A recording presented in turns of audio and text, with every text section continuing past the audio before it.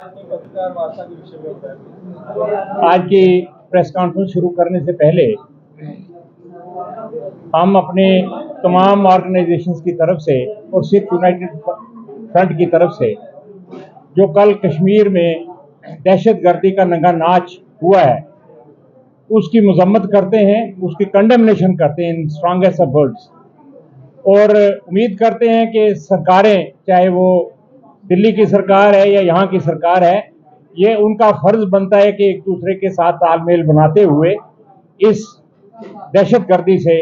हमें निजात दिलाई जाए। जम्मू कश्मीर को अमन की ज़रूरत है, हमें अमन चाहिए और हम आपसे लेके रहें, ये हमारा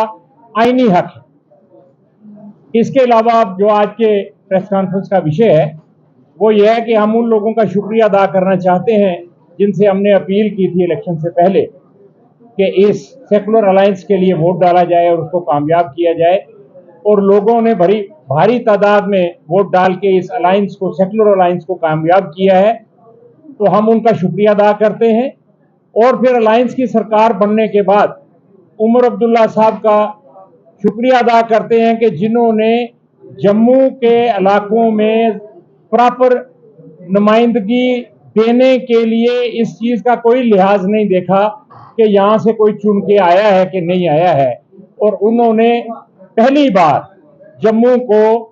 बहुत ही बेहतरीन नुमाइंदगी दी है। अगर आप देखेंगे तो 6 मिनिस्टर्स ने ओथ ली है, 6 में 3 कश्मीर के हैं और 3 जम्मू के।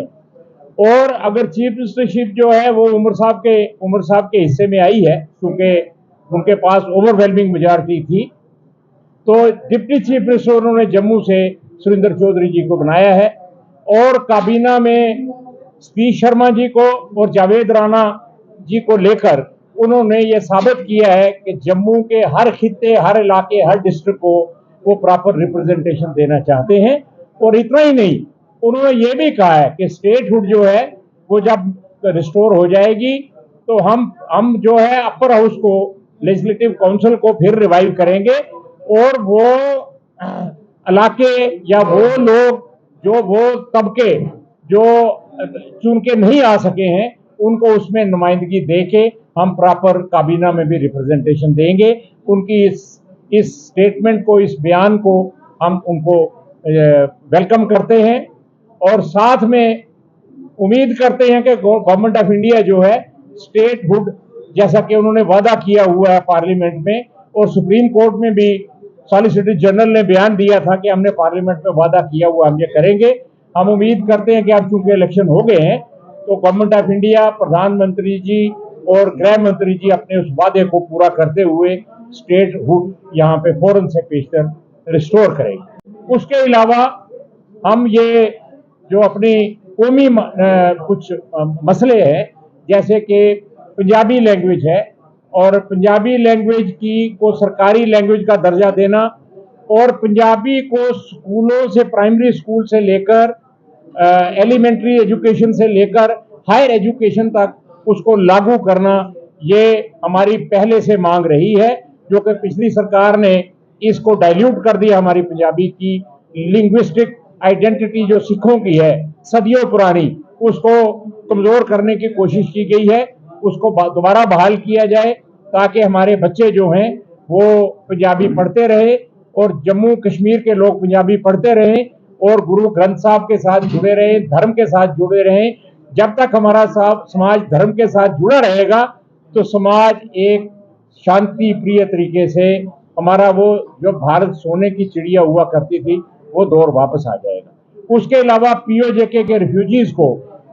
के जो परमानेंट सेटलमेंट के मसले मसाइल, या 30 लाख की पार्लियामेंट्री कमीशन कमेटी की जो रिकमेंडेशन है उसको इम्प्लीमेंट कराना,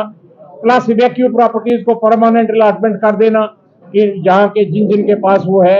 ये सब मांगे जो पीओजेके की रिप्रेजेंटेशन असेंबली में होना,